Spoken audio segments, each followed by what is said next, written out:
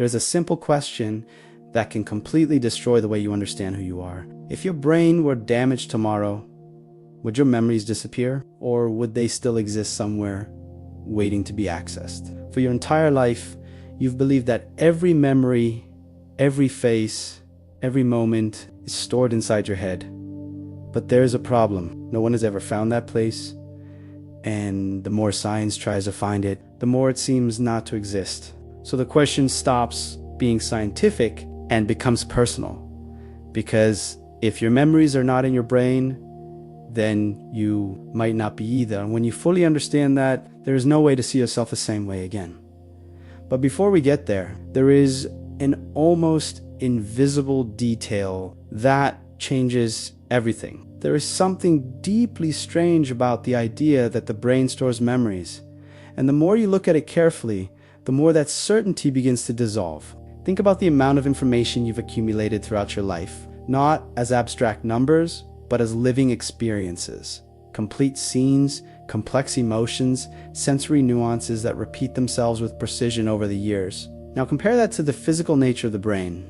A limited biological organ, unstable, subject to deterioration, constant cellular turnover, and inevitable chemical failures. The question is no longer philosophical. It becomes technical, almost mathematical. How could something so finite contain something so vast, so detailed, and so persistent over time? And more importantly, how could this system maintain perfect coherence while its own structure is constantly changing? There is a silent discrepancy here, something that seems small at first glance, but begins to grow the longer you face it without distraction.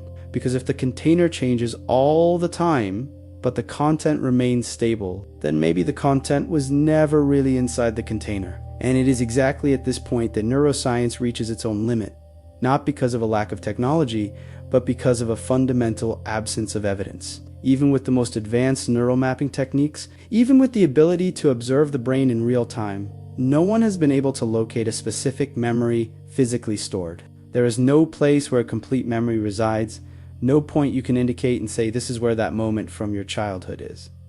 What we find are patterns, correlations, distributed activations, signals of access, but never the content itself. It's like watching a keyboard being pressed without ever finding the file that is being opened. This creates a subtle but powerful inversion, because it suggests that the brain does not contain memory. It merely participates in the process of accessing it. And when you follow this all the way through, the implication becomes unavoidable. Maybe we are analyzing the device while completely ignoring the source of the information. To understand the scale of this shift, imagine opening a radio in search of the music you're hearing. You take the device apart, analyze every component, examine every circuit with absolute precision, but nowhere do you find the melody because it was never there. The radio does not store the music. It hissebs it, translates it, and makes audible something that already exists outside of it. And while this seems obvious in this example, the same logic is rarely applied to the brain. We automatically assume that what we experience must be contained within the structure that processes it. But what if that is just a mistaken interpretation? What if the brain is not the place where memory exists, but merely the medium through which it manifests? In this scenario, each memory would not be a stored file, but an access signal, something that continues to exist independently of the system that captures it. And this begins to solve a problem that once seemed unsolvable. Because if the brain functions as a reception system, then memory loss stops being the destruction of information and becomes a failure of access. Just as a broken television does not erase the broadcast content, but only loses the ability to display it properly, brain damage could affect the clarity, stability, or coherence of a memory without necessarily eliminating its existence. This completely changes the interpretation of everything we know about identity, continuity, and consciousness. Because if your memories are not trapped in your brain, then they are not necessarily limited to your biology. And this leads us to an even more uncomfortable question, one that redefines the role of the brain itself. If it does not store who you were, then what is it doing? It is filtering, adjusting, translating, it is tuning, and that is exactly what we are about to explore, how this system works and what it is actually receiving. If the brain does not store who you were, then it must be doing something else. And maybe you've already experienced this without realizing it. Imagine trying to remember a specific moment from your childhood. You close your eyes, you strain a little, and for a few seconds, nothing comes. Then suddenly something shifts. A sensation, an imagined smell, a detail, and the entire scene appears as if it had always been there, intact, waiting. Where was that memory seconds before? If it were stored in the brain like a file, why wasn't it immediately available? That small delay reveals something important. It doesn't feel like retrieving something stored.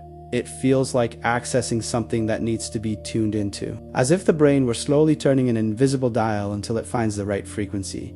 And only then the experience reveals itself fully alive, present once again. Now imagine another situation. An elderly person with severe memory loss who no longer recognizes their own children, does not remember their own name, seems disconnected from their entire history. But in a specific moment, upon hearing an old song, something happens. The expression changes, the body reacts, and for a few moments, they return. They sing, they recognize, they feel, then everything fades again. If the memory had been destroyed, that return would be impossible. But it happens. This does not look like reconstruction.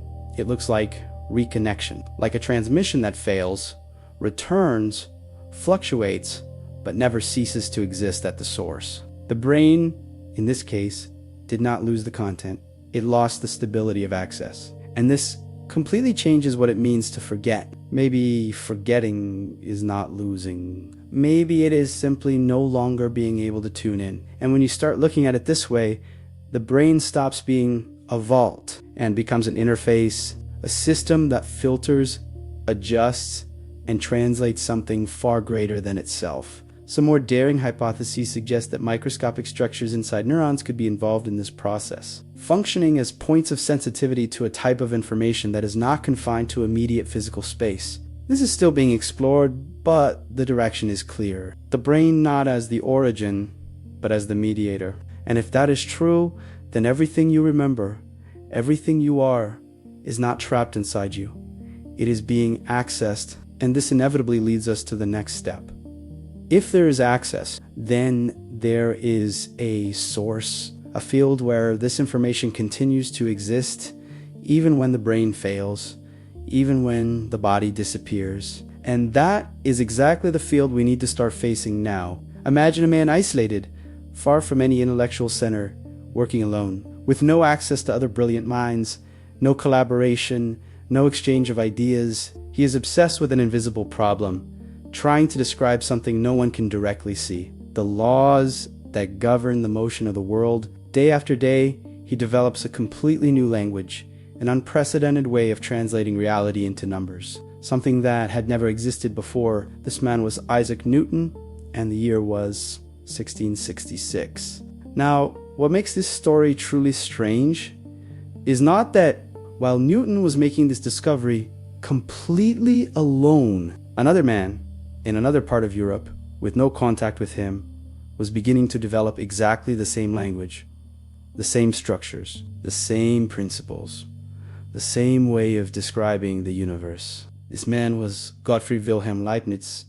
Two brains, new connection, the same discovery, and this pattern repeats itself. Now imagine a naturalist spending years studying life, collecting data, observing patterns, trying to understand something even deeper, where species come from. He develops a revolutionary theory, something that can explain the entire diversity of life on Earth.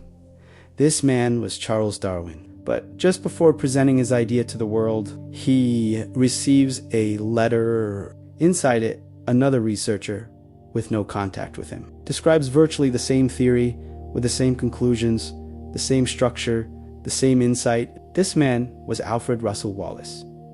Now pause for a moment. This is not simple coincidence. This is a pattern, complex, structured ideas emerging in different places at the same time, as if they already existed before being thought, and this forces us to face an uncomfortable possibility. Maybe these ideas were not created, maybe they were accessed. And if that is true, then the brain is not the source. It is the access point, and that changes everything. Because if ideas can exist outside the mind, then memories might as well. If ideas can be accessed outside the mind, then the next question is inevitable. And if memories are not trapped in the brain, what happens when the brain begins to fail? Imagine a scene in a hospital. A man has spent days not recognizing anyone, his mind fragmented, distant, as if his history had been erased. The family has already said their emotional goodbyes, because who he was seems to be gone. But then, in the final hours of his life, something unexpected happens. He opens his eyes with clarity, recognizes everyone around him, calls them by name, recalls old stories with precision, speaks with lucidity, presence as if he had never been ill. For a few minutes, he is completely back. Then, he is gone. This phenomenon has a name. It is known as terminal lucidity, and it completely challenges the idea that memory depends exclusively on the integrity of the brain, because at that moment, the brain is already collapsing, degraded, incapable of sustaining complex cognitive functions.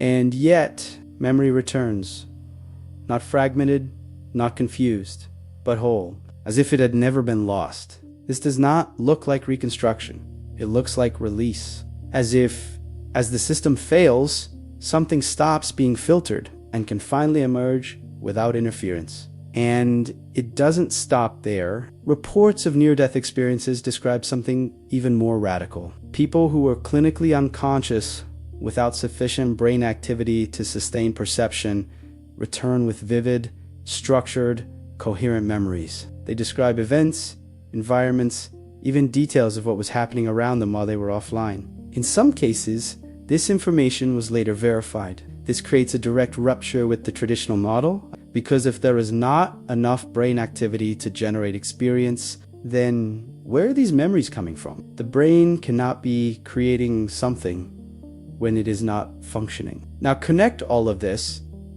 ideas emerging simultaneously in different minds, memories returning when the brain can no longer sustain consciousness, experiences being recorded even in the absence of functional neural activity. Everything points in the same direction. The brain is not the origin, it is the filter. It does not contain, it limits. And when that filter weakens, something greater begins to appear.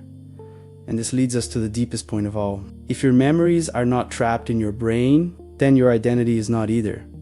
And maybe you are never confined inside your body. You have always believed that your memories were inside your brain. But the more you look, the more that begins to fail. Memories that cannot be located. Ideas emerging at the same time in different minds. Consciousness appearing, even when the brain should not sustain anything. So maybe the question is wrong. Maybe it was never where is memory stored, but rather where is it? And if this question unsettled you, it's because you already see the problem. Because if your memories are not trapped in your brain, then something in you is not either. And if you want to keep exploring ideas like this, subscribe to the channel, because what comes next goes even deeper. In the next video, I'm going to show you something even harder to ignore. What exactly continues? When the body stops, click the next video now, before your mind tries to return to its usual comfort.